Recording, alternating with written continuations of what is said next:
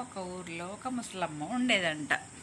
ఉమ్, అయితే ఆ ముసలమ్మ పాపం బాగా ఆకలి అవుతుందంట తనకి.